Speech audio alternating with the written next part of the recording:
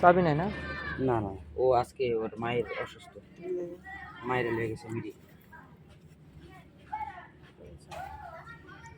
তেলের ট্যাঙ্কি এটা সেই সিস্টেম, জটিল ও অত্যাধুনিক কঠিন তো। সিস্টেম, জটিল ও কঠিন মাল।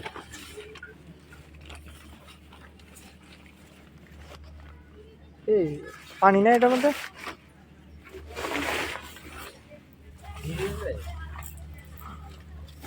পানি তো নাই। পানি তো থাকার কথা, রানিং চালায় না।